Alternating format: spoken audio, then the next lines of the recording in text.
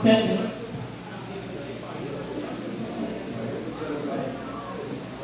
Good evening, how's everyone? Powerful. Hi, my name is Moikgantsi Kgama. I'm the founder of ImageNation Cinema Foundation. Welcome to our raw space. We're very excited about tonight's panel. I think it'll be a wonderful conversation. And we are really thankful that Harlem World Magazine actually approached us for this collaboration. So thank you all for coming out tonight. For those of you who don't know our organization, does anyone here does know our organization? Just a few? Okay. Well, we're a nonprofit media arts organization dedicated to promoting global Black culture through independent film and music. We have this space we call Raw Space, and we call it Raw Space because when we initially got the space, our goal was to renovate it into a cinema cafe. We didn't have the funds, so we just started using it for all kinds of things and it became a Raw Space. This is an art exhibit by a group of youth called Artistic Noise. They're actually utilizing the space this week for their art exhibit. People do all kinds of events here like panel discussions, birthday parties. It's a Raw Space. This summer, however, we are embarking on a crowdfunding campaign to raise money to renovate the space into a cinema cafe. So we hope that you all will participate in the outdoor festival that we do every summer called ImageNation Outdoors. You all have postcards on your chairs, and that you will be inspired to contribute to the crowdfunding campaign and come back to the space when it is renovated and looking all flossy and glossy and no longer raw. So without further ado, we're going to get the panel started. Is everyone ready? Yeah! Okay. So if y'all can kind of migrate to your seats and get settled, we'll get going. I'm going to introduce our host for tonight. Her name is Hadasah Ingrid, and she is with Harlem World Magazine. Please give her a nice applause. Thank you, Constance. First of all, I'd like to say welcome. Thank you so much for coming to Harlem World Magazine's first ever HW Talk Series. What we're going to be discussing this evening is the state of independent film for artists of color. What I'm going to do is I am going to bring up the panelists, and then once I bring up the panelists, I'll introduce them. We are going to be streaming and recording this entire event, and that's actually being sponsored by Sura Kahn Harlem. So right quick, I'm going to bring up the founder and CEO of Sura Kahn Harlem, Mr. Clayton Banks.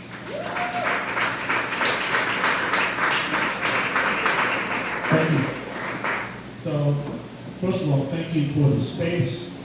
We should definitely support this space. We need lots of places like this in Harlem for events. I want to acknowledge Daryl Downing, who's been very aggressive about marketing events throughout Harlem, throughout Silicon Harlem. And I think I saw Sedona in there somewhere. She's keeping us focused on arts all throughout Harlem. And for Silicon Harlem, our objective is to really fostering a tech community and innovation community. Because nothing's more important to this neighborhood than to be able to have digital inclusion, a real tech hub. This creates an opportunity for us to not only enjoy the life that we have living in Harlem, but to be able to work in Harlem. We don't have to go downtown for our jobs. We can work right here. If we embrace technology and bring those companies up here and they realize how important it is to be in a community like this. We can be the economic engine, not only of New York City, but replicate this around the country to change the lives of many, many people. So that's been our focus for the last 3 or 4 years. We do a meetup every month. That's how we came to know each other. We're big supporters of Harlem World.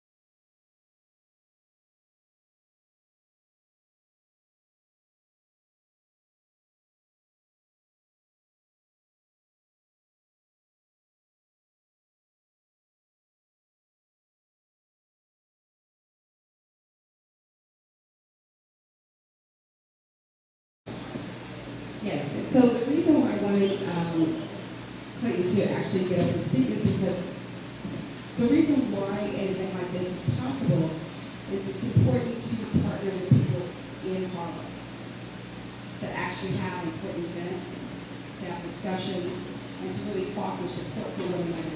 The motive in my head behind doing this event is to try to foster a network of support anytime we do something like this. As a contributing writer to Harlem World Magazine, we cover Harlem, that's what we do. And I wanted to start, we already have something called the Harlem World Experience. So it's not just panel talks. It could be a food event, it could be any type of literature, culture, art. We cover political events. And the idea is we also want to feature the articles of the events that we cover. So it's sort of like cross-covering each other and keep ourselves informed. And it's also a way to maintain a very strong voice in the community. Okay, so what I'm going to do is I'm going to bring forth our panelists, and I'm going to introduce them, and then we will get right into the talk, because again, tonight's subject is we're going to be talking about the state of independent filmmaking for artists of color. So let me go ahead and introduce them one at a time. We have, of course, one of our partners here that helps put this on tonight. That's Moikgantsi Kgama. Moikgantsi.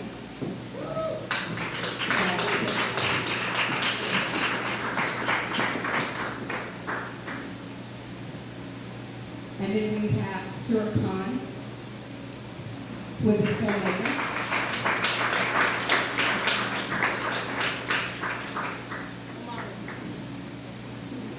Leslie Fields-Cruz.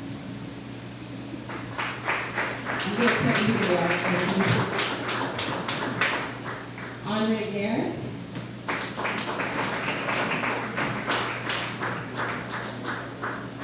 And Kim Singleton.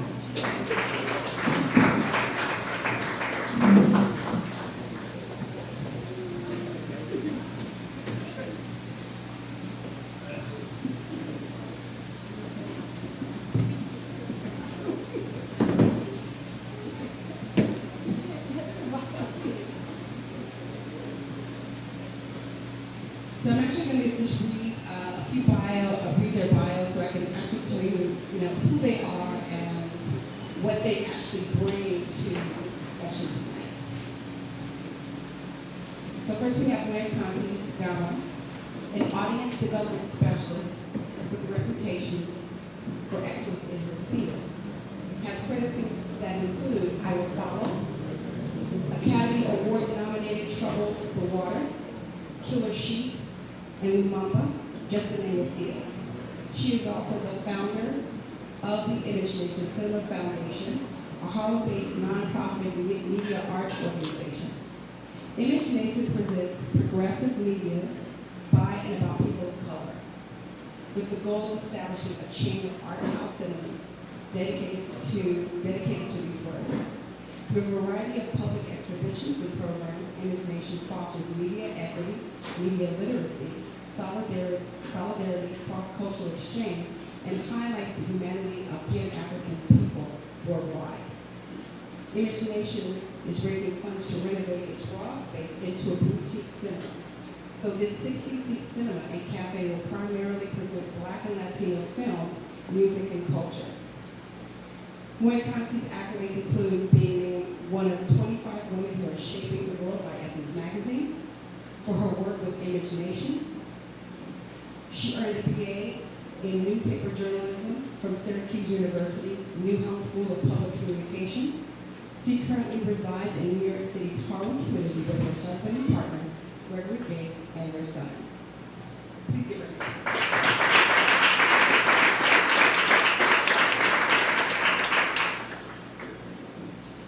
And next we have Sura Kahn, who is the founder of Vision Sura Kahn Entertainment Enterprises. It is a company that manages the creative operations of the Sura Kahn brand. After more than 30 years of extensive study, research, and hands-on experience in the field of entertainment and public speaking, he believes his vision for the 21st century is an important one and can be a great contribution to humanity. He is also the writer and director of the much anticipated new television series drama South of Brooklyn, which is a weekly 1-hour urban drama focusing on a 32-year-old African-American man named Anre Garrett, who operates a drug organization primarily out of South Brooklyn, New York. The organization reaches new heights of power when Garrett puts a great deal of money and effort behind the distribution of the drug Molly, which is a crystalline form of MDMA drug known as ecstasy that is very popular in our present day. He becomes so successful yet untouchable amidst the backdrop of urban community, drug culture, politics, and music. This spellbinding series is currently in production in New York City, and it's a hit among the various social networks. Sura is also a writer and director of 2 independent films, In the Name of Love, adapted from the book he wrote, which is a story about the reunion of the Motown Records' #1 female group, Diana Ross and the Supremes, and a youth awareness film, Brother Gonna Work It Out, which is a spin-off of his current television project, Youth Care, the series. He is the writer and director of the documentary Life on the Walk of Fame, the Virginia Caper story, adapted from another book he wrote, detailing the rise of the late Tony Award-winning actress, best known for her role as Grandma Hattie Banks on the NBC sitcom Fresh Prince of Bel-Air. Capers appeared live with Sura in an exclusive interview for the documentary just 6 weeks before her untimely death. Sura is currently developing shows, writing and directing new projects, as well as touring with his public speaking engagements and educational workshops. Let's give him a hand.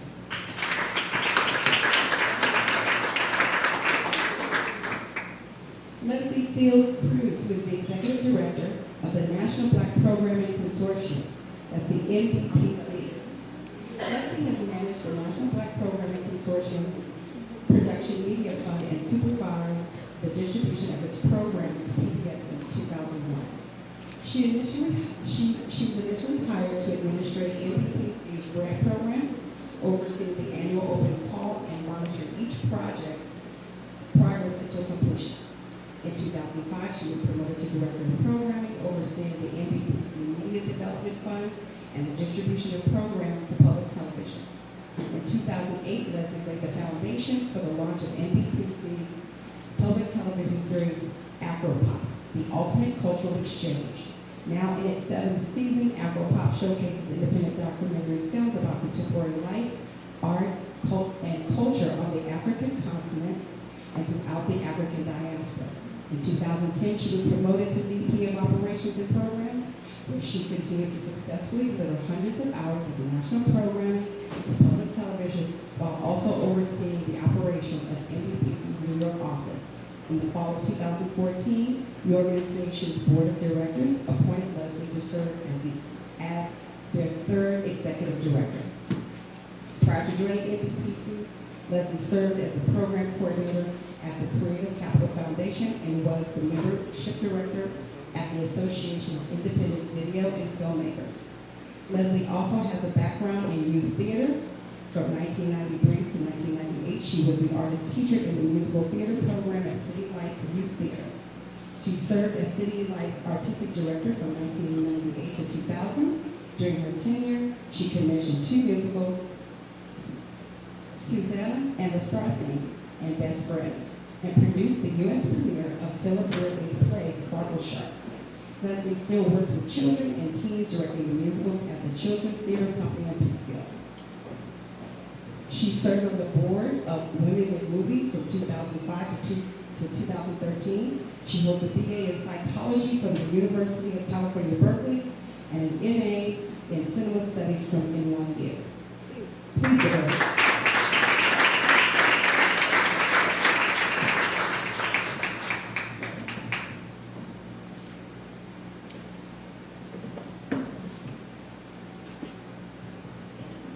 Anre Garrett, previously a staff director at FedEx Corporation. Anre was bitten by the film bug when he executive produced a short film titled A Guy Called Toby, a coming-of-age comedy drama. After a personal tragedy, the full realization of the shortness of life began to weigh heavily on Anre, pushing his newfound passion for filmmaking front and center.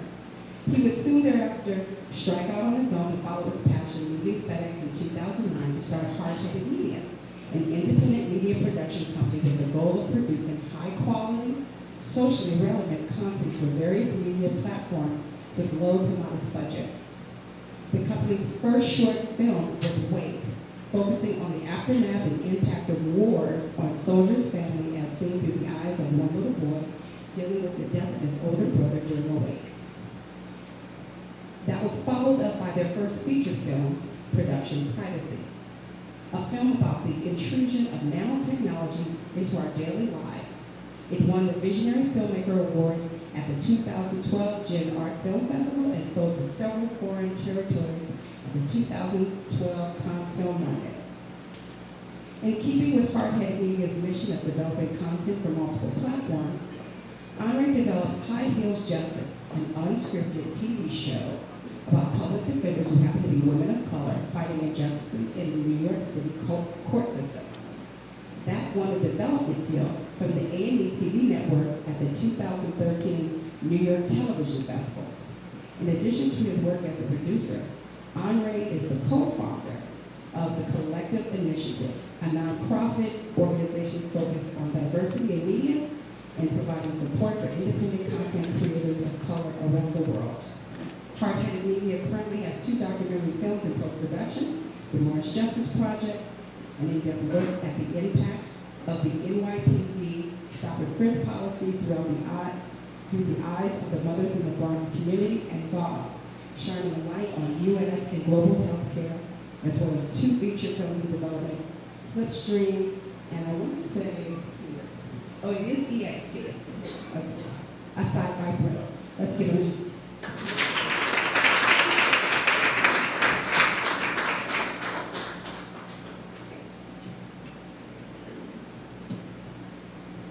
And last but certainly not least, Kim Singleton is on the advisory board for the Reel Sistas and Diaspora Film Festival and Lecture Series. She is a filmmaker and has written, directed, and produced multiple short films of various genres, including comedy, drama, and science fiction. Many of her films have been screened in the Reel Sistas Film Festival. She has studied writing, poetry, and film production at the Frederick Douglass Creative Arts Center, the Gotham Writers Workshop, and the African Voices Workshop.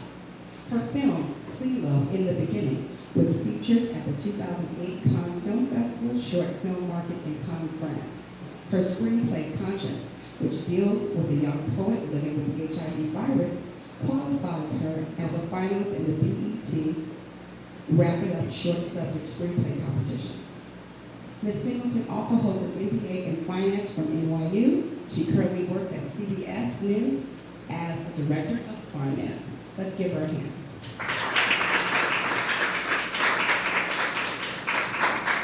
Now you can imagine, normally when I interview people as a writer, I normally just kind of read one paragraph and get the gist of the person and try to learn it. As I was reading those bios, I immediately said, no, I will be reading. I will be reading. Those are very, very impressive bios, and it actually made me realize as I was sitting here assuming, if this isn't going to be an interesting conversation, I don't know what it is, because I was kind of taken aback, in awe, because you all are very similar in what your purpose is and what your mission is. So I wanted to, now I can actually draw this. I wanted to talk about how this talk came about and the reasons for me wanting to have it. As a filmmaker myself, I'm constantly writing and trying to figure out how to get a film made, and I'm constantly talking to other filmmakers. And when I put forth the idea of having a panel series, the reaction from quite a few people were, huh? What? Why? What are you going to talk about? And I literally said, let's examine the state of independent Black film. And the idea was, sort of the attitude was kind of, well, we already know everything there is to know. Why do we keep talking about that? And so it made me think, why do we have to make it sound so passe? I think we should talk about it, because when I look around at other artists, they're not making it. I mean, I don't see, I'm not looking at John Singleton to my right and Spike Lee to my left, so I thought we should talk about it. And I thought, just, the digitization of media, which is pointing towards, live streaming. Everybody's live streaming their content right now. Everything is about web series TV. So I'm kind of thinking, what about, when I think about filmmaking, I'm thinking about the traditional way of making a short film and screening in a place like this, and people come. And I just wanted to dive into the idea of,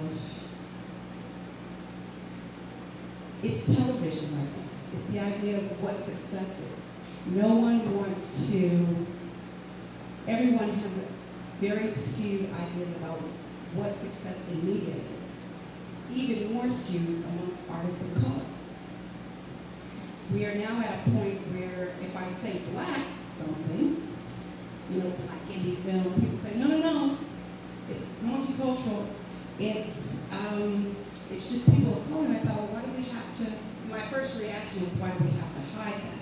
Now, I understand, of course, what the global aspect of that is, but I thought, well, maybe we should really dive into the subject, because I want to know if there are filmmakers out there, what is the next step? What is success? And, Kansi, I want to start with you, and because we briefly talked about that. I remember when we talked about it immediately, I thought, no, there's a definite definition of success, and immediately I was challenged just in the conversation that we had. So I thought, why don't you begin to talk about, it almost made me go, no, there can't be any more definitions of success, But I want to start with you. What does it mean to be successful in media? Can we define it?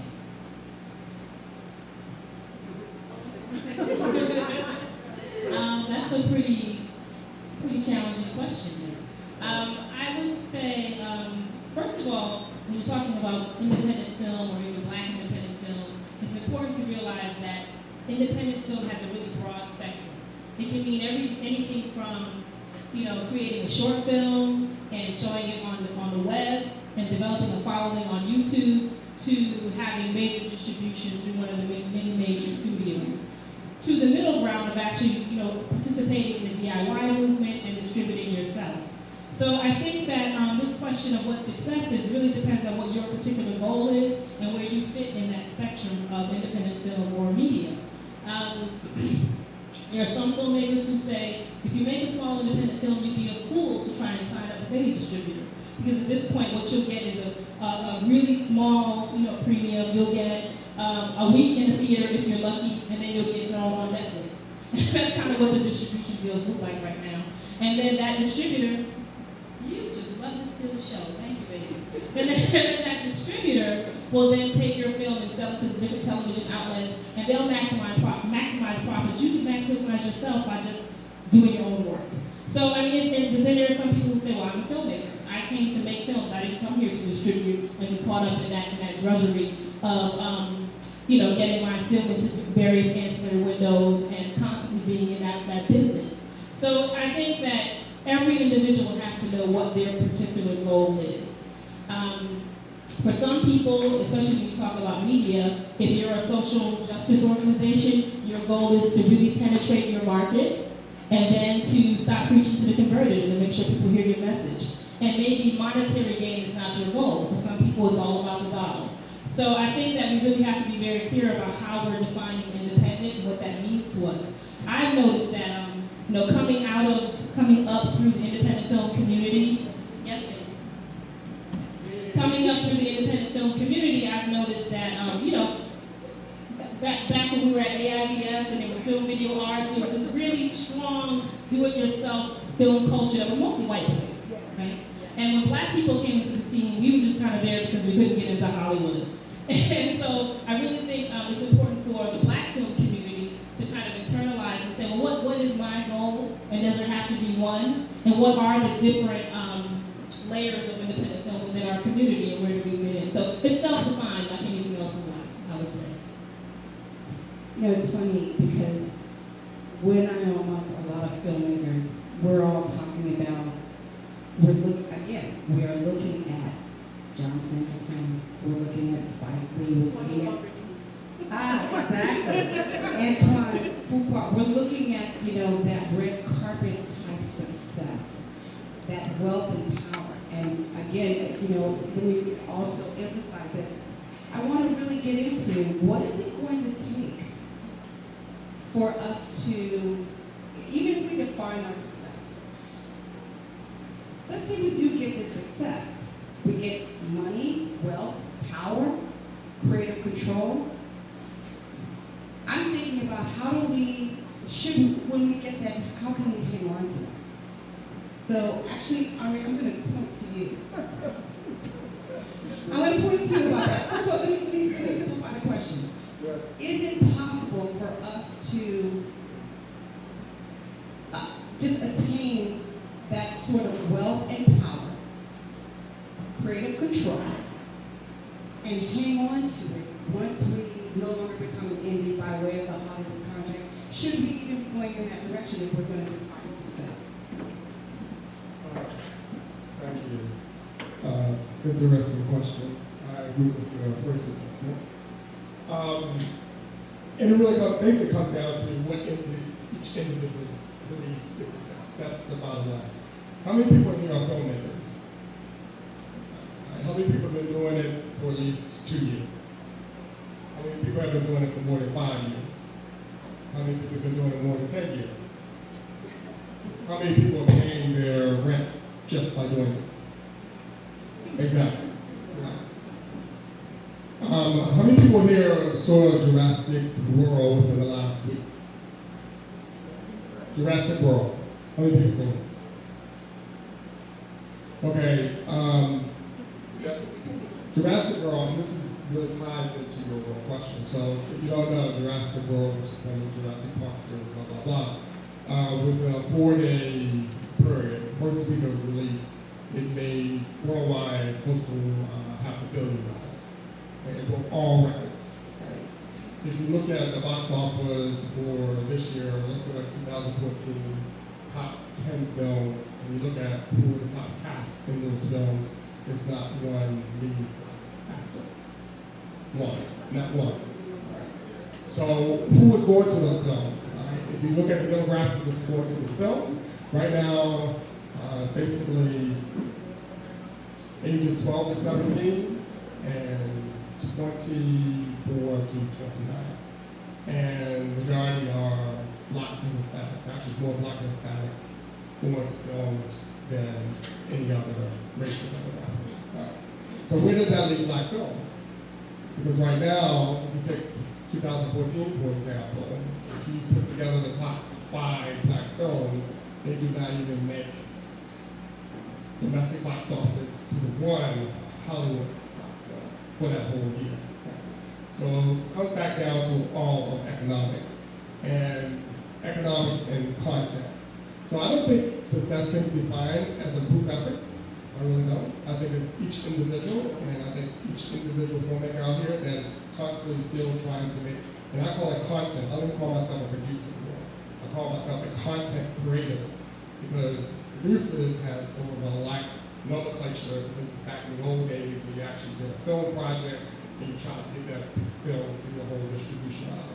So someone who has raised money for a film over $500 million and not received a penny of it, and gone through the whole distribution chain, I think it's a different world out now, especially with the digital possibilities of utilizing the digital and online media to actually monetize that. And I think that's what filmmakers are now going through right now.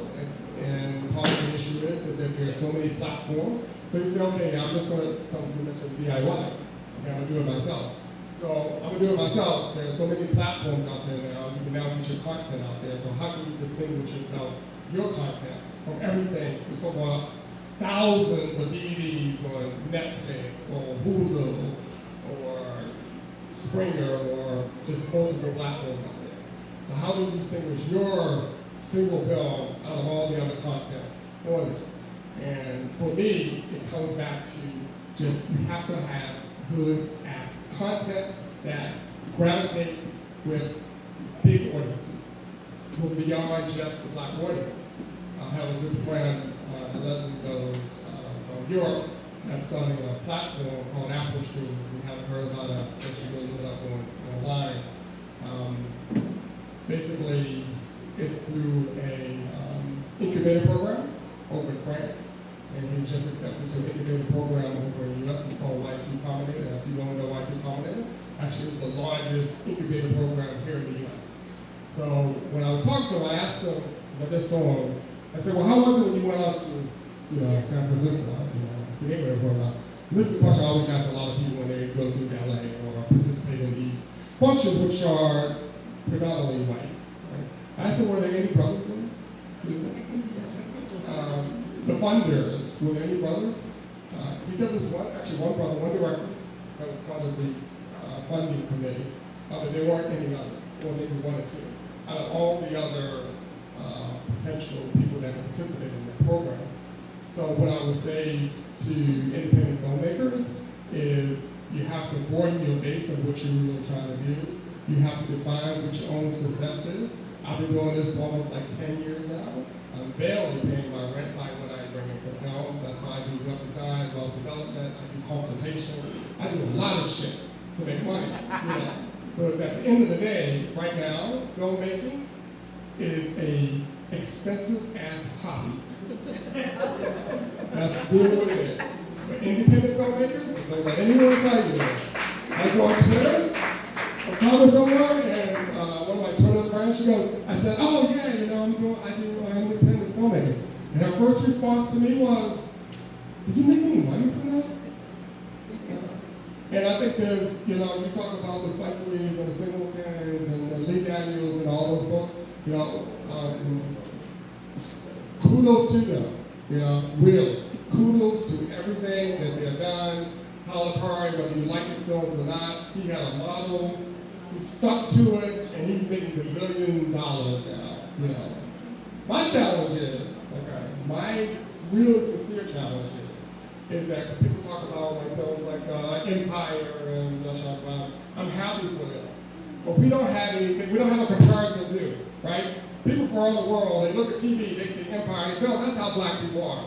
I turn on YouTube, I see some Russians driving down a car in a deli somewhere talking about, oh, nigga.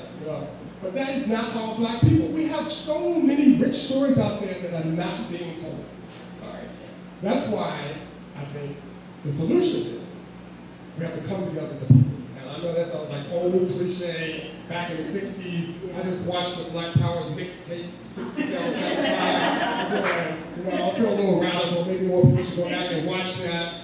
But, until we start supporting each other at this level, I'm talking about this level, I don't talk about that level, because as I was referring to Leslie earlier, so people asked about success and the red carpets. So what happens to actors when they get up at those levels, What I surmise, I know a couple people like that, but no, you go there.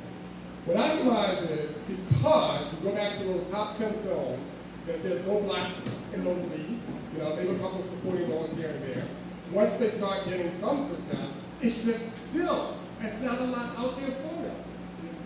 It's just not a lot out there for them.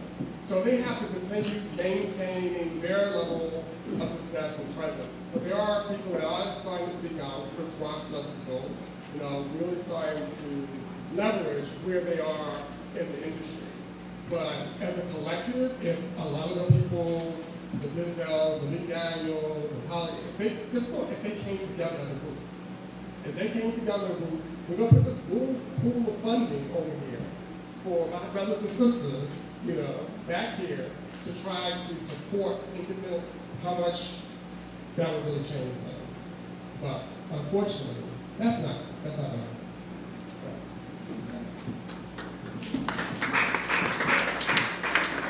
Now, I'm going to agitate purposely and lovingly. Yeah. Because, I remember I actually asked Clayton one time, not to necessarily out your answer, but I said, Clayton, why can't we gentrify our own neighborhood? They're doing it. I've gone to various festivals, seminars, and events, and I stood up and I said the same thing. I said, why can't we come together like 10 of the most powerful, wealthy people and design a plan, an infrastructure plan in the media, because they have a plan and they're executing it very well. They have a 20-year plan, and it is unfolding in a gentrification kind of way. So I was asking in a media kind of way. And I hear what you're saying, I keep going, well, what is the answer? Why aren't, as consumers, we're worth $1 trillion. That's what the Nielsen Black Consumer Report said. We're worth $1 trillion. As 2015 going into 2016, we will be just as consumers. So it's not like the money isn't there. And let me switch this over between you, Leslie, and just piggybacking off what Anre said. Okay, what is the truth? Why isn't it happening? And when they do get up there, what happens up there where they just don't, maybe they're trying and we don't know. Maybe they tried and something happened. But in terms of executing real power, maintaining any type of creative control, and I also want you to talk about the 360 program, because I feel like that was what was going through my mind. It was like it was a real structure to do that. Elaborate on why. So just to give everyone here a little bit of background about my organization, the National Black Programming Consortium. We're funded by the Corporation for Public Broadcasting. I say it every day, but CPB. And our mission really is to support the development of Black content, Black themed content that has our faces in it, prominently featured. We're the main characters, we're the main subjects. I'm all about Black content. African American, African, Caribbean, if it's got Black people in it, we want to know about it, right? And our mission is to distribute it to public television. We've been doing this for 35 years. A lot of people don't know that we've been doing this for 35 years. We have given money to Julie Dash for Daughters of the Dust. Stanley Nelson, who's right here with Firelight Media, we have funded his projects. Shala Lynch, we funded her first project. I think Tapakaroo got money from us years ago. We have been, in the landscape for a very long time. And it's been great in terms of how public television says we need to have diverse content. It's public media. We need to reflect the diversity of the United States, blah, blah, blah. And that's great. But then they spend a lot of time promoting downtown Abbey. So, downtown Abbey, which is actually produced by the NBPC.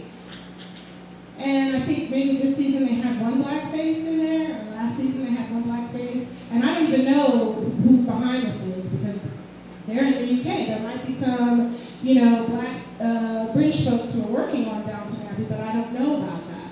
So I think the challenge over the years for us is, we have a certain pot of money. We can't fund all of the filmmakers that come to us. And certainly, I have to be honest, some of the projects that do come to us, it's like, I'm sorry, y'all, you need to work on your story structure because it is not there. But we also try to make sure that if you're not going to get funding from us, that you're also going to get the information and the tools so that you can improve your work. You can strengthen your story treatment. You can make sure your budget is realistic. Don't come walking in my office and saying, I'm going to make a historical documentary for $50,000, and the historical documentary is on,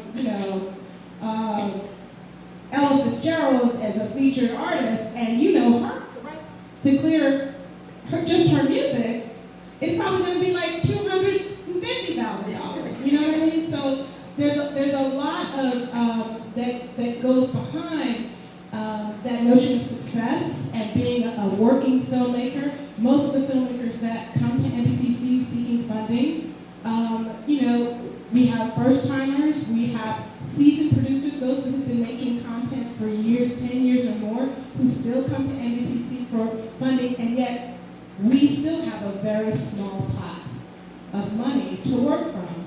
And so one of the things that we're trying to do now with our NBPC 360 is actually twofold. We're trying to position ourselves. One, we know how to develop the producers. We know how to help them develop the content. We also have the relationships with the experienced filmmakers who want to give back to up-and-coming filmmakers. I can't tell you, we had amazing mentors as part of our 360 program, working with, we had 16 producers who were in the program with two producers for 8 projects. And, you know, Arthur Jaffa was one of our mentors. Louis Messiah was one of our mentors. Michelle Stevenson and Joe Brewster. I mean, and they, you know, it's not like we pay them a whole lot of money. We pay them because I do believe people need to get paid for their work. But they gave more than what we even expected, that we had asked them to, because they believed in these young people who were coming here with these projects. And you know, what we were trying to do is set them up to achieve. So, and even beyond what we could offer, we could only fund 4 projects. But what we also did, we had what we call a pitch black forum. So we brought other public television people into the room. Channel 13 was there, someone from the Corporation for Public Broadcasting, because they actually fund independent producers. They were there. We had a representative from BET. We had a representative from TV One. We tried to bring, our goal is trying to bring those commissioners and greenlighters into the room so that they can hear these pitches. And the difference, unlike, you know, a lot of the film festivals and other places, they have pitches too. But the difference is that it's us, it's our content, and it's our producers. And we're putting them out front. And I'm telling you, from where these producers came in 6 weeks before they came out for their pitch, it was like night and day. They were strong, they were amazing, and they have amazing projects. As a result of that, you know, NBPC, we did fund 4 of those projects. 2 of those projects are, Channel 13 said, actually, we like to have those producers, we want to house them at Channel 13 while they're developing their projects. So, in addition to their funding from us, one of them who's working out of his house, David Colquhoun, who's working out of his home as an independent filmmaker, now has a space to work from. He's got, you know, he probably still uses his cell phone, but he's actually got a phone, you know, a desk phone. He can use the copy machine. And he's surrounded by all these other content creators that he can bounce his ideas off of, that he can get feedback on. He doesn't have to work alone with his silo.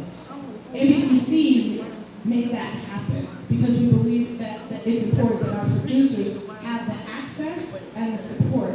So, and I'll try to wrap this up, sorry. You know, but I also think one of the biggest challenges is that there were 8 projects in 360. 8 projects that if I had, you know, $50,000 to $100,000 to fund each of those projects, I would have done it. But I don't have that. I only had a little bit of a certain amount of money. So one of the goals of NBPC over the next 2 to 3 years is to start building and strengthening our relationships beyond public television, beyond the public media sphere, so that in essence I'm saying, see, they've got a good deal here. They get all this amazing content for, you know, a certain amount of money. Well, you can do that too, and you can do that too. And because we have the relationships, we know how to develop the producers, and we know how to vet content, we can help be that catalyst to get the content from idea stage all the way through to distribution. So, I hope that answers your question.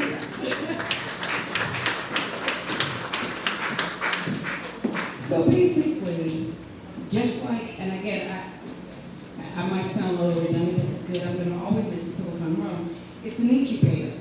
It's about incubating talent. And actually, and also, you know, again, when was the last time we've seen something where you take talent, you develop it, you mold it, just like they do on an assembly line in order to present themselves and make them strong? think the last company we do that was Motown. I didn't, that's music. Still the same principles about incubating talent and actually developing them and getting them ready, and that's how you build a support. That's how you build a network. That's how you build strength, because it's strength in numbers, right? Ms. Kim. Okay, so I'm going to throw just a couple questions at you. Because you've made short films, but what is it like? I mean, it's interesting because Anre touched on it, but I really want you to also answer this question realistically. Not that you didn't. But getting to the level where you can be a full-time filmmaker, because, amongst filmmakers and when they speak, sometimes people don't want to admit that they have to have a day job. They just say, I'm a filmmaker, and I get that because we're trying to market ourselves as artists. But I keep thinking, is it okay to expect, as long as you've been making films, when you think about all of you been making films, when do you get to the level where I'm living strictly off of filmmaking or that development deal? Gigging in between. What does that really mean? Is it okay? Is that the life of an artist? Is that realistic? Or should we always be striving to get to the place where?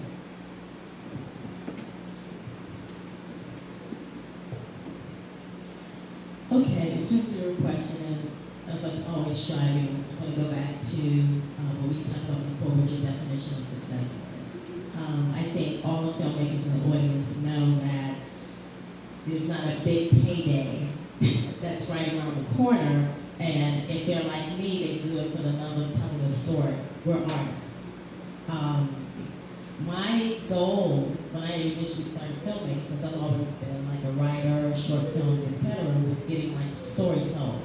And because I have a finance background, a business and numbers and dollars and cents person, I didn't want to go broke making a film.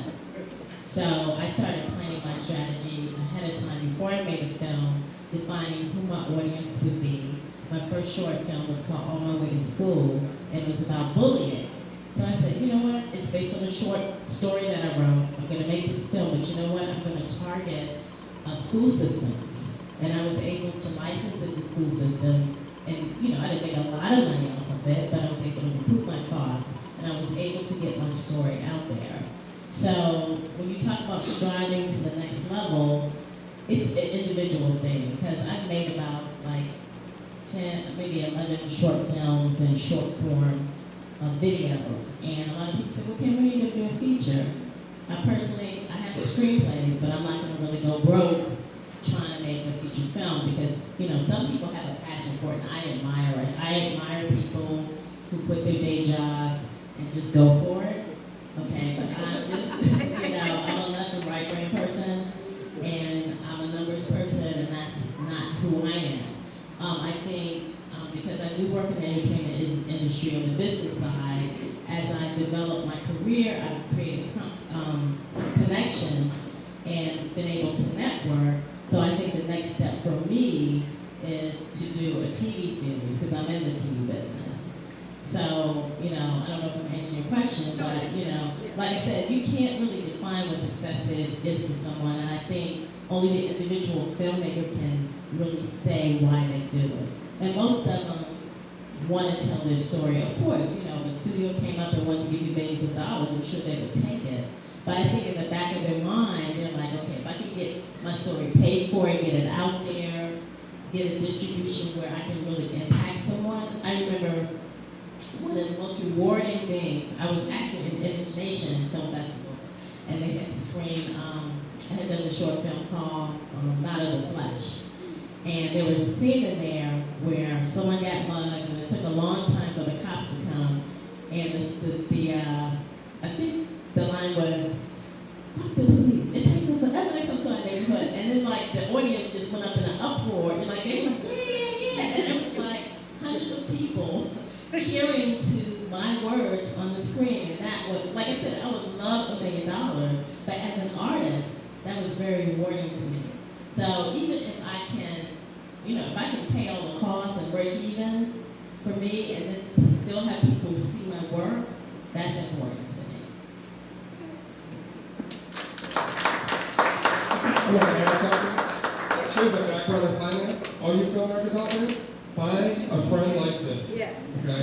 Really. Find someone that knows the numbers and can help you with the numbers. And the other thing she touched on was television. How many people know about the New York Television Festival here? Okay. If you don't know about it, you know about it now. All right? I think they have late submissions going right now. Filmmakers, break out that mold, get into content. Just a quick story. Yes. A good friend of mine from Chicago, when I first moved here, after we done our feature film, blah, blah, blah, she said, "Oh, you know what New York Television Festival?" I said, "No." She said, "Well, you need to check it out, because you can enter it. It's really easy."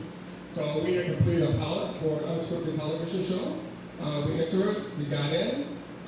It's a whole host of opportunities with different networks, with different executives and acquisition, et cetera, et cetera. The show that I entered actually did not win, but once you're in there, they have this portal, and in the portal, all different, I would say anywhere from 15 to 20 different networks actually give synopses of what type of content that they're looking for. And you can actually develop a treatment, and so basically what I did, I developed a treatment. That treatment was for the show High Heel Justice. From that treatment, it was about 10 pages. I won. I was really surprised. I actually was like the only black person that actually won that year. And I won an Andy development deal for that treatment. I got paid for that treatment. I'll tell you how much it was. I got $10,000 just for treatment, just for 10 pages that I wrote. Right? So that opportunity is right here in New York. It happens every year. Even if you did not submit this year, I mean, I think you still can submit something. Basically, you have to submit, you should submit a pilot, sometimes it just has for a treatment. If there's an opportunity for the folks that are living here in New York that you can take advantage of. And I know they are looking for more diverse people, because the year that I went was 2 years ago. I can count on my hand how many black people were in the film. So TV, unscripted television is another foray to get your work seen and heard. Okay, thank you. Thank you. Okay, so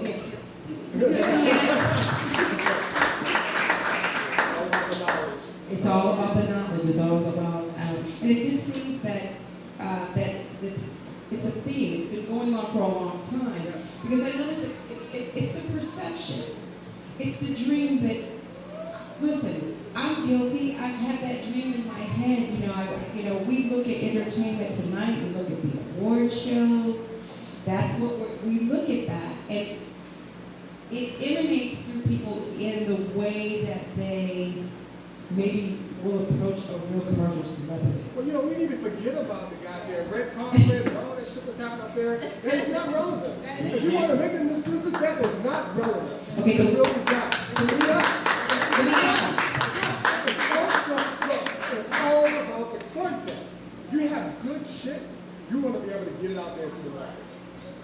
So if we have good content, let me ask you this. If we have good content, all right, let's suppose you have good content, HBO comes to you and says, "We like you, we're going to pay you, sign up your rights to us so we can distribute it." What does that mean? I mean, what is the truth? What happens with that great content that you created, it's your baby? Should you expect to just simply, if you want to make it, what should you expect to do if, the networks and all of those people come calling on that great content they want to pay you for? What happens?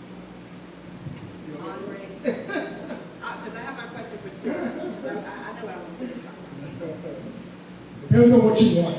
Depends on what you want and how strong that content is and how many people want it. If you have a strong script, a strong treatment, a strong pilot, a strong finished product, and you have 4, 5, 7 different distributors or a television network that is beating down your door to get a piece of it, then find yourself a really good entertainment attorney and let him go in there and battle for you and give him his 15 or 20%.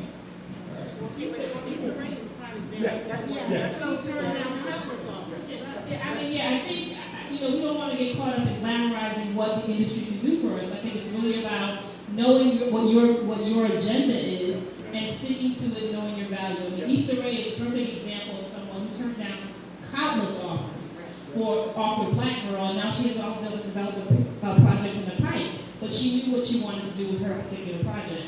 So, I mean, I think we'd be remiss to keep referencing Hollywood, but really that's not the model. The model is for us to figure out what works for us as individuals. Even at ImageNation, we're here in this little space, we're going to make this into a cinema cafe, but the reality is we do theatrical runs here. People get paid to show their runs here. So we can look to other people's models and we can create our own models. And I think that's what we're all saying. What are the models that we can create, that we control, at the end of the day? So, there you go. You want to chop it up in there? No,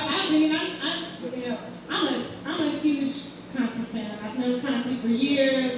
We met at AIBF. She came in. She was asked, saying all of a sudden, she said, "One day I'm gonna have my own cinema." I was like, "You go, girl." And she's, as far as I'm concerned, she's there. And so, I think something Anre said earlier around us working together and partnering. NBPC is going to be partnering with Silicon Harlem to have a hackathon. And when I talk about, NBPC, we are the only nonprofit organization that funds Black-themed content. There are other nonprofits that fund, it's huge. It's huge. There are other nonprofits that fund Black content, but they have to fund everything else. It's all about us. And I think that it's important that, especially for those of us who are nonprofits, that we're supported by our community. That, when we do a call, that if it's only $10, it's $10. But that $10 it will be used, and it will be used well. If Kansi has something going on here, show up. I'm glad to see that this room is full. Kansi's had people coming out for ImageNation stuff for years, even before they had this space. So, imagine when she gets the cinema. I can't say enough. But it's like, imagine what she could do if she had more. You see what I'm saying? Imagine who we could support if we had more. NBPC, here's the one good thing about our relationship with public television is we're going to tie up the rights for your program for 4 years, but the copyright is yours, and after those 4 years, you can go and do whatever you want with your project, with your program. I would actually like to have a pot of money where you don't even have to be connected to public television. I want to have a pot of money where I can fund your pilot idea or your treatment idea so that you can walk into the door already ahead of the game, but you can walk into the door of anybody. PBS, Netflix, HBO, or you can say, I'm doing this DIY, make this myself. And you go to everybody else, your own supporters and funders and financiers. But, it's the support. We need to have the community come out and support the work, support the development of the work, and support the distribution of the work and the exhibition of the work. Two things you touched on. Just real quick. One is copyright. So keep as much of your copyright as you can. You have to rent it out for a little bit, that's fine. And charging on Hollywood. So I'll tell you my one Hollywood experience. So our feature film that we completed in like 9 months' time was actually up anywhere. Right? We had like 4 studios that were interested in the product. At the end of the day, the one studio actually wanted to give us some type of deal with some content. They wanted to attach a producer to it. The producer wanted to actually take the project and basically repackage it, et cetera, et cetera. They wanted to give us zilch. They basically wanted us to give us that IP because they felt that the privilege of letting Hollywood now take your product, or the producer wanted to give us zilch. And so what would happen in that instant was that the producer, they would take the package, if it's sold to the studio, then the filmmakers, so all the producers on the product and the investors that we had gotten to invest in the product, then we would have to deal separately with the studio, where that one producer was already attached to the studio, already has a first looking deal, is already guaranteed money in the bank. And so we walked away. And fortunately, we had 3 distributors that were still interested. And this is after 7 months after the film is done. So it took us 9 months to make the picture. It took us 4 months back and forth with the studio, but nothing happened. And then it took us 3 more months to get issued. So that's almost 2 years after we've done a film before it's actually out there in the market. And unfortunately, that was the year that the market crashed. So I went to the Cannes film market and sold 4 territories: Japan, South Korea, Australia, I think one other market. Then the market crashed. We had 3 other deals on the table. The distributors went out of business, and the rest is industry. Yeah, that's independent. We'll get to you, Sura. I'm sorry. I also just want to say, we talk about filmmakers, but the industry has roles for everybody. And I think it's really, really important to be in a position or to put yourself in a position where you can be the person who says yes, that you're the person who, one of the folks who distributes for public television that we work with for our series, he told me, you've had like 2 other stories about Haitian Americans. Do you think you really want to put a 3rd one in? I was like, you are not going to tell me how many Haitian stories I have in Afro-Pop, the Ultimate Cultural Exchange about Black folks. And I said, no. And we showed our film because it was about deportation, immigration with a Black face on it, and that was important. If I weren't there, if NBPC was not there to push that and to advocate for that story, it wouldn't have made it onto public television because they would have said, oh, we have too many Haitian stories, we don't need any more. We need more. And there is no limit to how many of our stories can be told. How many of us have seen as much Iris Jackson as we can handle, right? It's always out there. So, there's no limit to the types of stories that can be told, and there's no limit to how many of our stories can be told. But we need people in those positions to greenlight, not just the filmmakers, but the commissioners, the funders, the marketers, the distributors. We need that part of the industry needs a lot of people of color as well. Don't you just love all that passion? This is why I have this, so we can really talk about the truth of what happens when you get, because a lot of people are producing art, and again, I'm talking to a lot of people who have the ideology of it, and it's always about what happens after the fact. After you win the award and you get that big check, it's about what are you going to do now? A very good friend of mine who's a cast director, he says you're in media, you're either in the producing business, the exhibition business, or the distribution business. You're either going to be in all 3, or you're going to be in one, but you make sure you leverage, because it's true, we all have to play a part. We have to be the decision makers as well as the content creators as well if we're going to do this. I'm glad you're saying, yes, we have all of these different things that we need to do. So Sura, we're finally coming to you. I saved you for last. Because Sura has produced a very, very good, and when I say spellbinding, I mean, it is a wonderful, it's a TV series called South of Brooklyn. And when we saw just excerpts of it, and when we started seeing certain episodes, it is phenomenal. You will be hanging on the edge of your seat. And it was interesting because when I met Sura, you see how quiet he is? He's quiet. And then when you see what he puts on the screen, you just do a double take and you look at him and go, I can't believe you did that. I can't believe that's in your head. So at the October Film Fest, you won for the best TV series. Okay, so now, what I'd like you to do, sir, if you can't talk about the process of making that series, go through it, and then talk about your plans for it, because you've gotten the critical acclaim, and you now want to go through the process of putting it out there, getting on TV, right? So talk about the process, because you created this series, everyone loves it who sees it. Wow. Okay, so this is what I sound like. This is wonderful, everybody listening to the information. I'm sure everybody's getting a lot of great knowledge, and that's what it's really all about. Again, it's all very different. It's all about timing.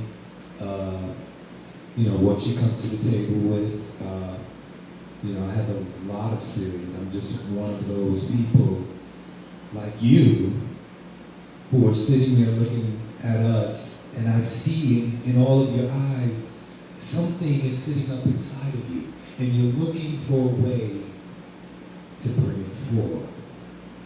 I know how frustrating that could be. I think we all know how frustrating that could be. Waiting on someone else to say it's okay. Waiting on someone else to say it's your time. I'm so tired. I'm 51 years old. I've been doing this since I was 20. You know, and then until you get to a point, then the industry changes. There's no school on it. You know, you learn. Now it's how many numbers you got? How many Twitter numbers you got? How many Instagram numbers you got? How many people are following you? You know, it's changing. So it's like, okay, let me do what I do. Let me do it the best way I know how to do it. I can't keep following the rules because they keep changing. You know? So let me do what I do. Let me do it the best way I know how to do it. Garner whatever support I could. Walk it. Take it down that path. If they like you, Hollywood like you, whoever likes you, they'll find you. They'll catch up with you. Stop looking for them. Because you'll spend years of doing that and then deal with all kinds of disappointment.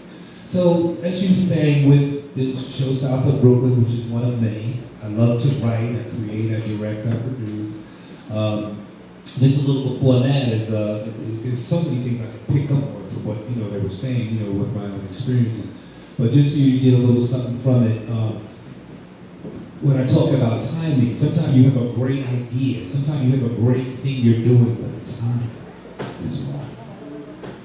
And that happened with me, is one day I woke up and I said, you know, everybody keeps talking about Diana Ross and the Supremes, and they want to see a reunion of them and everything. I was like, you know, I wonder if they really understand how important that is to the world. And then I said, why don't you do a movie and show them? That was supposed to be a movie for the world, it was a movie for them. I was like, okay, that's real gutsy. You know what I'm saying? But I did it. I did it. It kind of took on a life of its own. Now we talk about success. When I first said I wanted to do this, it was basically to inspire Diana Ross, Mary Wilson, Cindy Birdsong, and the Supremes. Nothing more. Then I got caught up in that whole thing with the internet and everybody, and they want it as a movie, and it's rolling, ain't got no kind of clearance from nobody. You know what I'm saying? Because again, I don't need clearance from Motown about nothing, because it's just for Diana, Mary, and Cindy. And maybe the cast that helped put it together. 2-hour feature film, beautifully written, of what it would be like, the news reports, you know, just everything in it. Diana loved it, Mary loved it, and then you had to get it to them. So I had to do all of that. They all loved it, but what I didn't know was happening. Berry Gordy, which is the owner of Motown, and Universal had $12 million tied up in this new project called Motown the Musical. And they wouldn't allow anything to get in the way of that. And this was big enough to do something like that. This would have like superseded that. So the timing was wrong. Was I a success at accomplishing it? Yeah. My vision, my dream, what I said I wanted to do, write it, produce it, get it to all of them, hopefully to inspire them. I wasn't responsible for a reunion of the Supremes. I was responsible for inspiring them, and that I did. So the success, again, is about how you look at it. It's all about what you originally planned to do. And, you know, again, with South Brooklyn, we won awards. You know, again, content. There's a lot of avenues now. People are looking for content, but nobody really wants to put up production money. You know what I'm saying? Nobody really wants to do that. So if you come in and you got 6-7 episodes, you might have a chance. You know what I'm saying? They got something to work with, you know. So a pilot or, you know, so those are the things, you know, that I'm learning. The process was really great. It's wonderful working with people. You know, we all love the whole get up of producing and getting out there and filming and doing what we do. And then, you know, the reality hits, you know what I'm saying? when you get to that point where you're stuck and you're waiting for somebody to move it, and what was popular today is losing momentum, and should you move on to the next thing, or should you keep pushing it? And you know, so you get stuck in those different places. You know, I plan to be at a very, you know, these are going to be the best of my days now. You know what I'm saying? It's just like, you gotta make that happen. You gotta just really look inside yourself and just take those kind of risks. The rest of the world don't have to know that that's the way you want to go, or that's the answer. You might have that answer for tomorrow, but don't question it. Don't think what HBO will think of this, what's going to think. If you think it could work and you could move that, do it. That's what I'm doing now. So all of those projects, I wrote books and everything, I'm going to try to do what I can, garner support where I can, and if I can't, I'll get a venue like this, and I'll come in once a week and I'll show my thing. We'd be happy to have you. Thank you.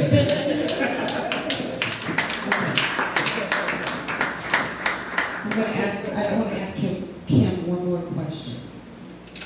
Okay, Kim, because we were discussing just shortly beforehand, this is something that happened. I had just come off of covering ABFF, and again, it is a film festival, but all of the keynote seminars and events were focused on Empire, Blackish, television writers, the writing team of Empire, the writing team, and I was thinking, wow, it's TV.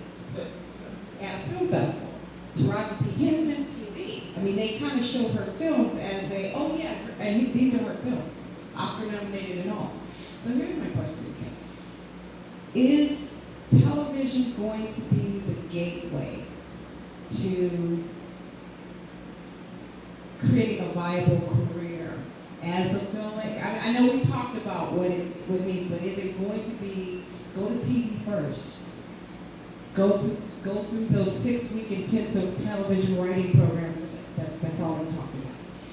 I just want to know, is that what we're heading towards? Is that normal now? Is that the new normal? Okay, is that the new normal? You know what, I don't think so. In terms, when she said ABFF, I don't know, the filmmakers probably know what that is, but that's the American Black Film Festival years ago, and it was the Filmmakers Retreat. It moved to Miami, and now it's in New York, and that's where we're talking about American Black Film Festival. And we were talking about that because she said the focus was on TV. And, you know, I'm a numbers person, so I'm friends with the person who brought the sponsorship there. So the bottom line was, it's a huge festival. Thousands of people go through that. They were targeting sponsors, and the big sponsors who want to cater to, I guess, the audience of color. So that's why it was so TV driven, because those are people who brought the money to the table, basically. So to your question, is that the gateway? Not necessarily, because it's the same issue that you have with studios. We are not the people making the green lights. Even, I work for a network, and I have a good relationship with our executive person in charge of diversity. And even when she goes in and she's asked to evaluate the programs for diversity, and she'll give her feedback, she's still not the person who is going to say yes or no by including more people of color into the program. So it goes back to us creating our own ways to show our films. Like I said, if they come to you and they give you a check, but usually what happens is they'll come to you after you've already done the hard work. When I talk to people in terms of the business end, I always say, create your own network and also take advantage of the film festivals, the ImageNation, and I'm going to put on my advisory board hat. How many people are familiar with the Reel Sisters Film Festival in Brooklyn? Okay, we are still taking submissions. I think that the deadline is June 24th. Go to reelsisters.org, and we have some exciting things come out. We have this huge partnership going on with Centric. So, if you have a film, make sure you put it in there. But basically, it's going back to, we're asking other people to greenlight our stuff. And we want to take advantage of, our own network. One time I was at the Hollywood Black Film Festival, and this is one panel that really resonated with me. There was a debate going on Because some filmmakers feel like if you don't, do your projects in film, 35 millimeter, it's not that good. So there was a big debate about it. And I remember it's this filmmaker named Tim Green, and he said, you know what, I don't care about that. It depends on who your audience is. He made these urban videos and made $4 million off these urban videos. And because he made the money and he created his own audience, then the studio started calling him. Now, I don't know where he is now because I haven't really heard about it, but I remember that $4 million. You know what I mean? So, We did the Larry Davis story, right? huh? You did the Larry Davis story? The Larry Davis. Oh, yeah. Yes. So he was able to do that. So, when I talk to filmmakers in terms from a business standpoint, I always say, know who your audience is and try to develop a network. I think social media and the digital age is great because you have this network of people. What he did is he developed his audience. Tyler Perry did the same model. He did those religious plays. So when he made movies, he would write to his audience. The dollars were already there. Then the studio came.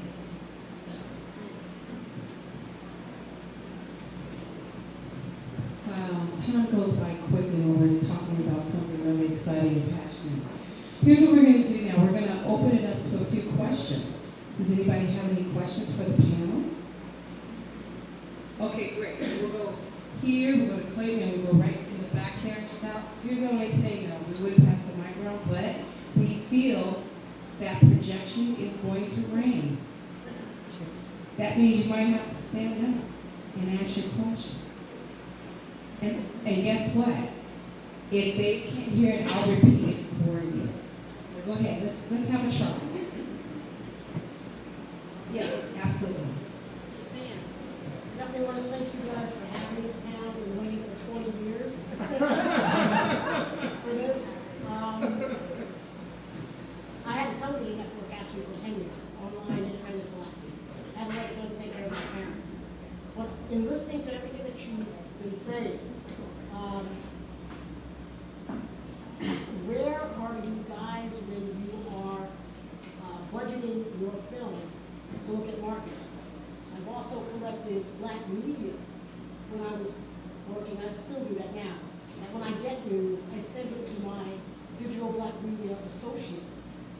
My thing is that the marketing aspect always has to be there, and that's what I was delivering with my network.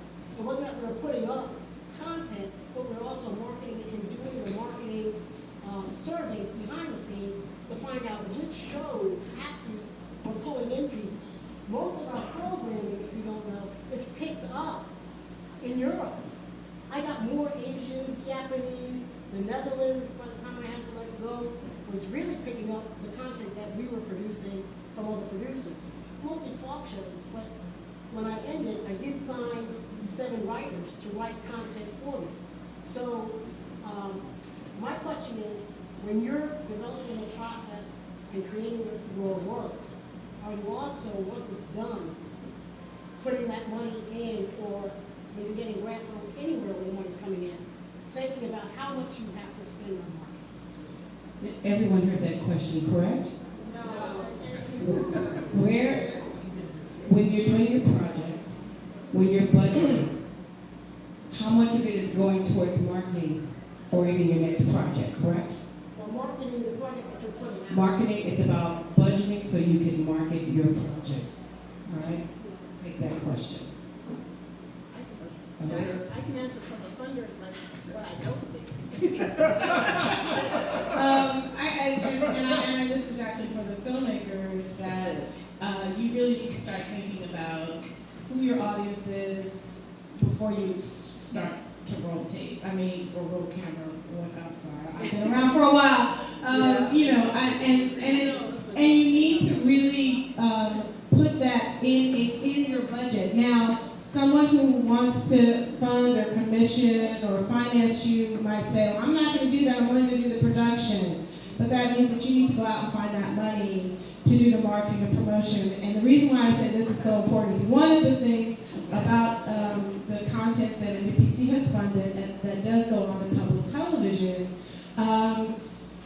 if the producers do not have what we call outreach and engagement and marketing money to promote their film to an audience or to, and they can target very specific regions or states or cities. When they don't have that money, their film broadcasts and it's gone, and nobody's like, oh, it was on?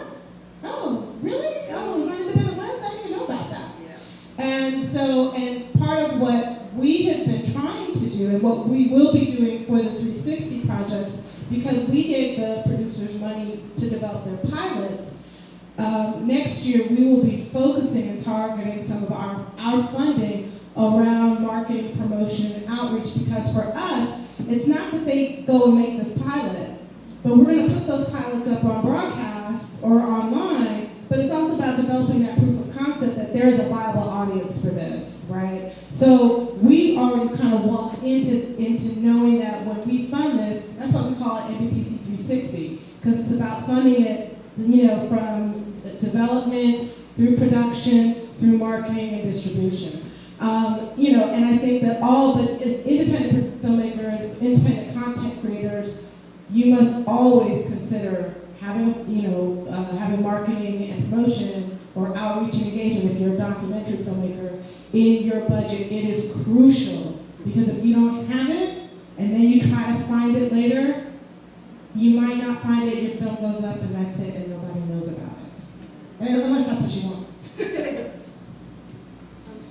I spent quite a bit of time doing audience development, and I think beyond getting the money to create your content, the next most difficult thing is making sure that it reaches its audience. And so, part of the I'm saying content now, I want to say filmmaking. The content making process is really thinking about your audience when you're writing your script at the very beginning of that process. And also, so knowing that, okay, this film is going to target this particular community, how do I tap into that community? These are the organizations I can reach out to actually help me market and distribute. Because most independent filmmakers aren't going to have a lot of money for marketing and distribution, but you can create a strategy. You can actually figure out who the niche market is, who the communities are that will help carry your story until you can get funding for marketing. And so that's something that you want to think about at the very beginning of the process. And then also realize that marketing also can just mean having a film festival budget. Because that's your first avenue of film marketing. It doesn't necessarily mean you have to have a television radio budget, but you need to have a budget for how you're going to actually even submit your films to those festivals. You need to make sure that you've got quality materials created so that when you submit those films to the festivals, they take it seriously. Because, they say you shouldn't judge a book by its cover, but I know when I get materials, the materials don't look quality. It makes me wonder about the quality of the film itself, because you're in the image business. So, you want to have a set photographer to take pictures for you on your set so that you've got images that you can use throughout the process. So it's not so much, having a marketing budget is important, but also just understanding how that feeds into the entire production process and what it means for an independent filmmaker to market.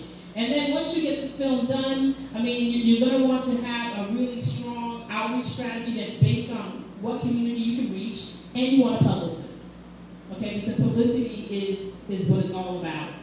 Next, there's publicists, then there's audience development, but publicists first. So, if you're going to actually raise money for something, make sure that you raise money for a publicist to actually help you get into the media. One of the things that I think the white independent filmmakers have at their benefit is that they have a lot more media outlets that will actually respond to their works. There's a, they do, absolutely. So you gotta go to the digital arena. There are tons of African American owned radio shows. I have the talk shows, and we're getting people on our talk shows, Right. and magazines. And sometimes just the advertisement for us to even go on a show is $50. Right. Well, to my point, have a publicist who can help you reach the targeted media that you need to reach. It's not always going to be mainstream. That's something that we don't always have access to. The New York Times is supposed to run an article on every film that has a theatrical release. It does not happen for everyone. And then you also have to worry about what is the perspective of the person at the New York Times when they watch your film. Are they going to like it? Are they going to get it? Do you want them to write an article about you? So you really have to be strategic about how you put your film into the world, and know that it's really more about knowing your audience, knowing the media outlets that will respond to you, and being able to reach them. Yeah, one thing to this conversation. Go ahead. Okay, let's say you don't have any money whatsoever, okay? Why the hell are you doing this? But, and you're trying to do marketing. Goes back to content, right? Collaborate, get people to believe in your product. If you have really good product, you can just have a script. You can just have a log line. You walk to somebody that's in the business and you tell them the log line, 2 sentences, if it's that good, boom, man, you got a collaborator. There are people out there that are always looking for great content. All these people up here, I'm sure they would love to help you if it's really great content and it resonates with them. So build a team. You might not have all the experience in the world, but there are tons of people out there that have a lot of experience, and everyone will tell you, everyone is looking for good content. Have good content, you'll attract the right team if you put it out there. Okay, so we're going to move on to our next question, but I would always say have a business plan. Business plans are very key. Filmmakers have to think like business entrepreneurs. Have to put that in your business. Mr. Banks, Mr. Clayton Banks has a question. Very quickly, and first of all, thanks for your comments. It's been very informative tonight. Thanks for organizing this. Having been on the other side, I worked for Showtime Network for many years. Worked over many projects. Also worked at Comedy Central, where we would get, and I was there when we launched South Park. And I'll tell you, at Comedy Central, looking at hundreds of scripts over, a long period of time, we were lucky to get one hit. So some of this has to be reality. Not everything. I mean, I've been in the room with it. I've been in the room greenlighting things, and as you know, it's a lot of stuff you got to look at, and you hope you get it right. Now, as a result, we've seen the world change a little bit. A lot of the power was in our hands. Frankly, I think the power is starting to get into the creator's hands. And there's 2 things I think we should think about, and one of them is couch for the question. And it's been said, so at the risk of being redundant, brand. Today's producer, today's filmmaker, today's television, today's web, digital, you need to build a brand. YouTube is a perfect example of what sort of the future sort of looks like, but it's very similar to what we've gone through. There's millions and millions of YouTube channels now, but millions and millions of YouTube videos, but only a few make money. 10%. So you think about that. This is a numbers game, and we used to say at Comedy Central, it's a game of hits. So we have to be realistic. But the power is getting into the hands of the consumer or the creator, because you can build a brand like Michelle Kwan did. Michelle Kwan, a young Asian who does makeup on YouTube, now does her own output deals to make shows for other networks. It's just a YouTube sensation. So my question is, and my second point, from building a brand, the other is data. You cannot underestimate the power of data in today's market. And all of you have touched on this, and my question is how you are using data, what data sources are you sort of culling together for your own projects. Kevin Spacey tells a great story about House of Cards. He went around all of Hollywood pitching his show, and of course the networks were responding because it was Kevin Spacey. Oh, we would love to work with you. Just submit your pilot. He didn't want to spend the money on a pilot. So he went to Netflix, and he sit down, and they said, we'd love to work with you, Kevin. He said, well, listen, I don't want to do a pilot. And they said, well, we don't want you to do a pilot because we have all the data here that tells us exactly who's going to watch your show. So they put him on immediately, and they knew exactly how to market it. So data becomes vital in today's world. I don't care if you have money is not the issue anymore. It's the savviness, it's the acumen. You wonder why some people become stars. It's because they figured out the business side of it. Remember, it's show, business. So you got to figure out the business side. So how do you use data to inform you of your decision? And if anybody's tweeting, you can tweet my quote, which is, content, here's my tweet, content without data is clutter. Okay, so, are you guys tweeting that, or I'll tell you what, to be tweeting this event as well. I'm Clayton Banks, and it's at Silicon Valley. Okay, so I guess we'll just go down the line and maybe just very quickly. Kim, I'll start with you. Okay, in terms of data for like my smaller projects, I usually look at similar projects to mine and see how successful they are, and what kind of audience that they draw into it. Because I'm thinking about a filmmaker, and you wouldn't have access to like the Nelson ratings or the ratings data that I can get through my job. But it's good to look to see similar projects, what kind of audiences are the successful ones, what kind of audiences are drawing. And I strongly encourage people to read the trades. I love broadcasting and cable and Hollywood Reporter because they report on trends, what people are watching. So just, make sure that you know the business. Even though you're an artist and you're a creator, know where people are spending their money. So like I strongly advocate for broadcasting and cable for television and also Hollywood Reporter. I read those religiously. Box Office Mojo, the numbers.com reports all the trends. It's a little difficult in public television around data because not all of the public television stations have Nielsen meters, but we do try to get that information so we have a sense of how many people watched.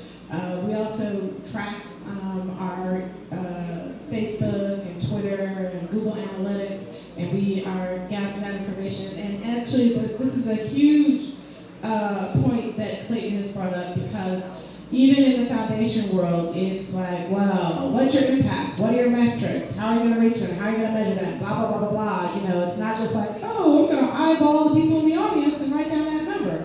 They want to know how many people received that tweet, how many people retweeted.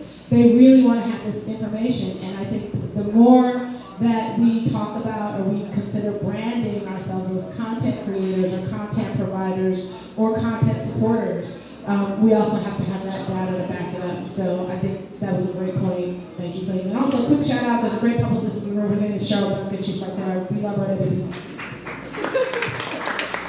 Just very quickly, it is very important, but what I do is I hire people to do that for me, so Facebook, Twitter, we've done our own surveys of our own audience through SurveyMonkey, so we do direct data collection of our audience. Okay, we're going to have one last question and then we're going to wrap it up. And so for those of you who are talking about data, also if you want to tweet, our Facebook and Twitter handle is HWMag on Facebook and Twitter. All right. So one last question. ImageNation US. Yeah.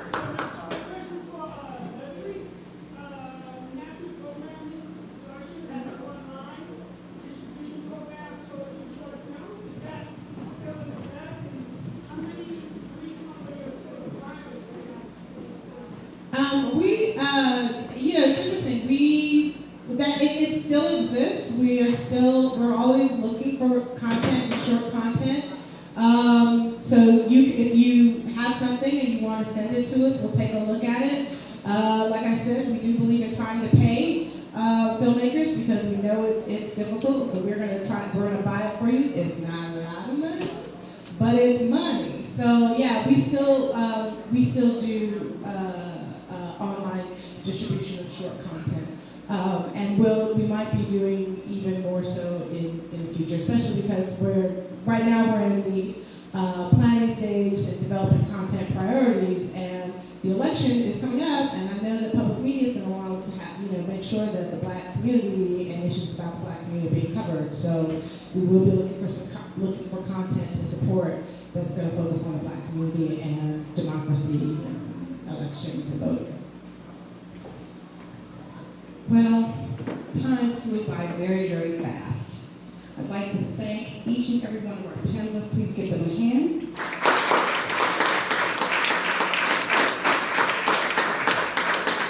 I want to give a special thank you to Kansi for allowing us to be here. We're partnering with Harlem World Magazine as well as African Voices.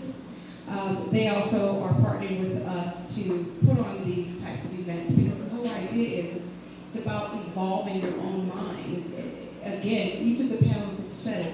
Get your mind off of Hollywood because you're going to keep seeing the same results. So in order to make progress, you're going to have to find different ways, especially in this age, in order to succeed. And that's one of the reasons why we wanted to have this panel, is to get artists thinking differently, individually, independently, and powerfully to empower themselves to put their own content and manage their own business. So again, Harlem World Magazine thanks you for coming out to this event.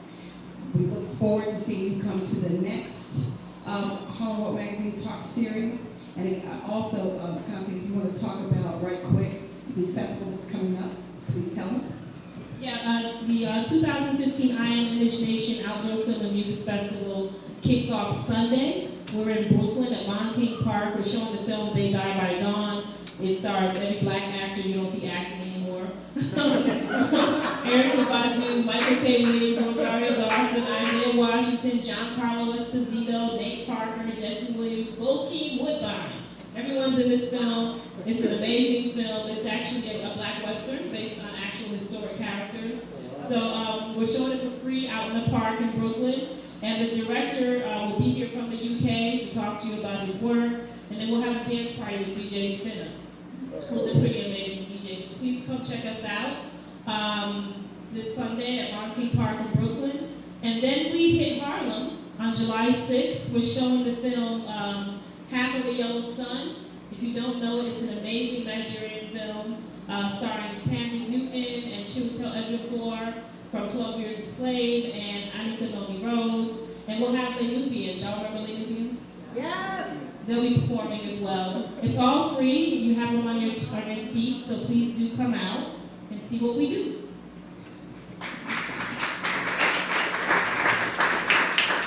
So, Kansi, Sura, Leslie, Anre, and Kim, thank you so very much. You really made this evening very, very special. And so did you all for coming out. Thank you and have a great evening.